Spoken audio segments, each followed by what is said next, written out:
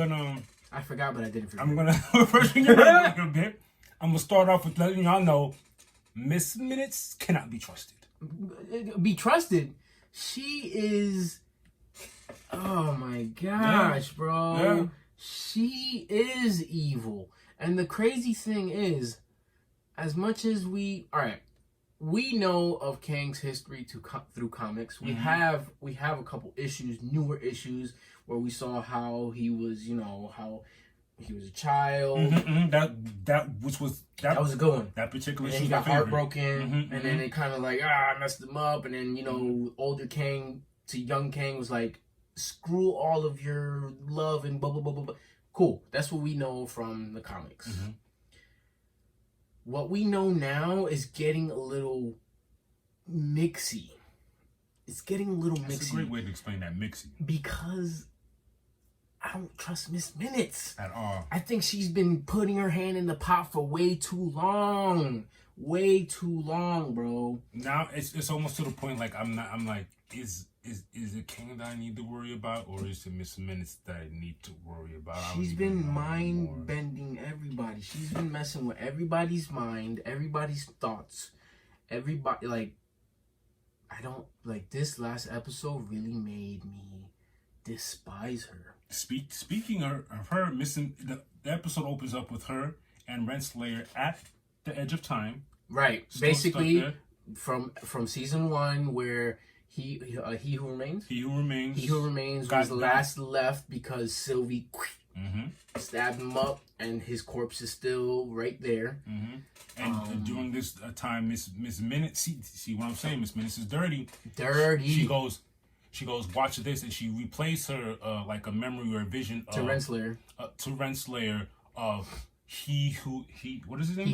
He Who Remains talking to Renslayer, and Renslayer doesn't remember this because her mind was wiped. Her and everyone else's mind. Yes. Yeah. And then she comes to the conclusion of, we don't need him. Which leads me to say Miss Minutes is finessing again. She's playing.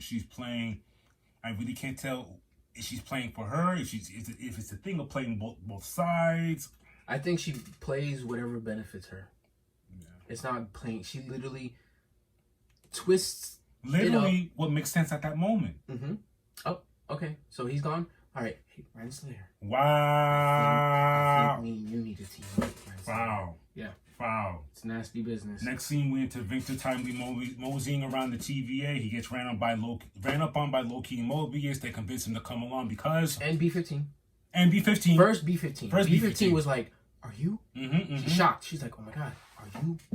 Because all she's seen of him is statues. She's never seen him. Oh, yeah. Remember? Yeah. Never seen him. All she's seen. And then she looks, she sees him, and she's like, are you? And then, of course, like he said, they run up on him. Mobius run up on him. Sylvie pops up too. And TVA's all basically rumbling up, and he kind of figures, is that my what do you call it? Temporal? Is that my temporal loom? Yeah, temporal loom. And they rush him to Obi. Don't get me wrong. They rush him to Obi. Along the lines, we figure out Dax is being kept. We finally see not Dax, Dox. Remember, we finally Dox. Yes. being held captive with her team and Brad, Hunter X5, whatever his name is. We enter a scene. After that, we enter a scene with Victor Timely finally meeting Mobius. They are both shocked with each other because it's basically, it's like they're like seeing a mirror. They're seeing each other in a mirror. He's basically inspired by him, but he's entitled. Like, how is like, because it's that's weird. A freak because of time is weird in this situation. They basically created the TVA together. It's weird, but they meet or whatnot. They're starstruck. Oh my God! Can you sign mine? They go over the problems and the perils that they're facing with the TVA. Sylvie blows up on Mobius a little while after, about Mobius wanting the pie or whatever. He wants to go really get his key lime pie. She like really digs into him that scene. She has a point though. She does. Like, you're a variant, and you just never even cared to look what timeline you came from. She was mad at his attitude, but I get that attitude too. Like, I do know we're in the middle of fire and my clothes is on fire, but what do you want me to do? Like, we gotta chill. Let's go get some pie. And if it's pie, that where you can do your. To me, the pie is just more than pie. Yeah, you're enjoying pie, but this is the time to think, decompress, and keep the ball rolling. And I get Sylvie's side too. Like, dog, this place is falling apart. Yeah, like we got to get it moving. And at the end of the day, she is a Loki, and just like the Loki that we know, he's about action. Like, let's get this. And Mobius is like, hold on, let's get more mental. Let's see how we can calm down, figure it out. What can we do? Because it's not gonna help. They're really giving everyone space to act. They get their acting chops on. It's crazy, dog. All right. After that, Hunter B15 and Docs finally meet up.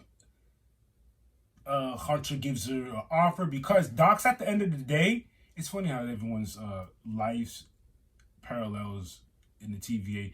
Docs is all for the TVA. It's not like she's so evil that she's trying to hurt people. Technically, she's not evil. She's working by the rules of the TVA. Exactly. What she was trying to do in the last episode, not the one that we just seen, the one before, episode 3, she was just trying to... doing what she knows best. Save the TVA. Not that I agree with her, but she's doing what she knows best. It's like a robot. She's just like, I know what I need to do to make sure things run properly. And it makes sense. Is it a little... Yes, it's a little evil, but... when B15 walks in and she's like, I don't trust you, but I know that all you want to do is save the TVA, we got to team up. We got to figure this out. And if somebody comes through and tries to threaten the TVA, I know you'll team up with us. They're both, you just made me realize, Hunter B15 and Docs are both one and the same. They both relate as far as integrity. It's like they're yin both, and yang. Yeah, they're both for the TVA. They have that integrity, unlike a X5. Oh my God, that guy. Jesus Christ. Great acting by him because he made me hate him a lot. Yeah. Bradley. Sylvia's having doubts. Loki reminds her. Oh, Sylvia having doubts because she accidentally goes to moseying around and, ironically enough, ends up in the pie room. In the pie room. I took a wrong turn. Into the same way Loki and Mobius entered into... He's like, remember when he lost his cool? When Mobius lost his cool and then they entered the pie room out of nowhere? That's funny. He did that too. That's great writing right there. Loki enters, they have their little chat, their little powwow, and at the end of that, Loki reminds her, we gods. We're gods. Stop playing. She's like, it's like we're playing as God. Hello? We are gods. We've come... When you watch the show, you'll mess around and forget that they are gods. But no. I understand why she doesn't get that. She was taken away from that life at a young age. Loki lived as a god for all his life, basically. At a young age, Sylvie got swooped up from that life, and she never really got to live a godly life, which is great.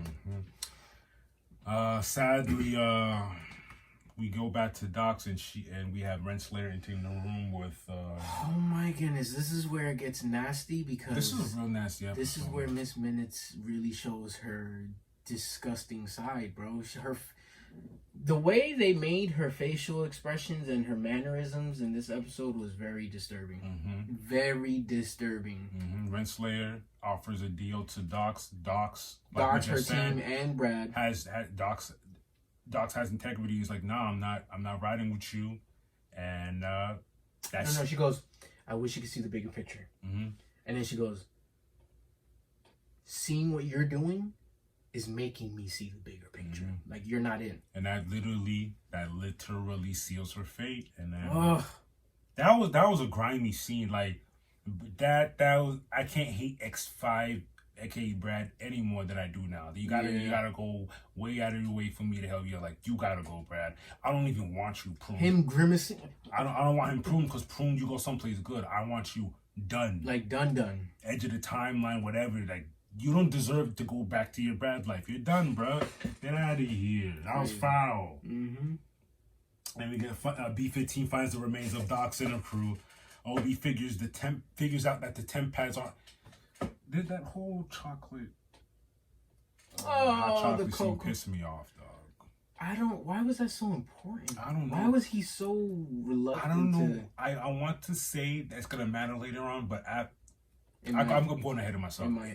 It might, but after, who knows? You're right. Like, what was the reason for they put the too much chocolate emphasis, machine? and he was so intrigued by the. I need to read what the chocolate machine said. Matter of fact, I'm mad I didn't read or take a picture of it. I need to do that. Obi figures out the temp pads aren't working due to missed minutes, and Victor is missing now because X-Files kidnaps him. They get Victor Timely's reunited with Renslayer and Miss Minutes. That's X5. Miss Minutes giving him the nasty stank eye. Obi figures that they need to reboot the system. Turn it off. Turn it off.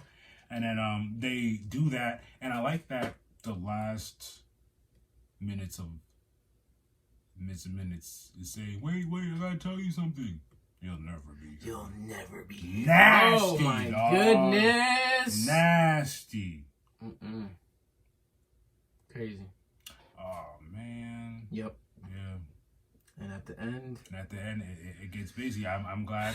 I don't think this will be the end of it. We see Sylvie take over X5's mind, uses X5 to prune Renslayer. They get Victor back. And then the game reunites back again. They get the OB, they get the temporal. Victor decides it has to be me to go ahead and put the mechanism into the temporal. And remember they reminded it in the last episode that the radiation is more than it was the last time Mobius went out there. Yeah. And as soon as Victor Timely went out, my man's turned into silly strain. Yeah. Think almost like Reed's in Multiverse of Madness. Multiverse of Madness when Wanda just like turned his ass into. But it was so abrupt. Like it was just my man charged in, ready to save the day. Turned into dust. I was like, what just happened? And that even Mobius said, what happened? What happened? What happened? He's dead. Bro, where do we go from here? He's gone. What do we do? I hate how it ended too. Like you said, it ended like a horror movie. Ended like where do we go here? What is episode 5 about? There's only 2 more episodes. Yo, what is going on? And I was so sus about Victor Timely this whole time, and like he's actually one of the good guys. His speech telling Sylvie that you don't know me, that's when he kind of won me over there. But damn, I hope that's not the last of them, but I think that's the last of we're going to see of Victor Timely. Yeah, because that was the last Kang we saw in Ant-Man and the Wasp. That was the last one of him. Then He Who Remains was the last of him. And now Victor Timely is the last of him, of that variant. And now I think it's just going to get worse. What an episode. Yeah. Great episode, but very disturbing and very sad. Yeah.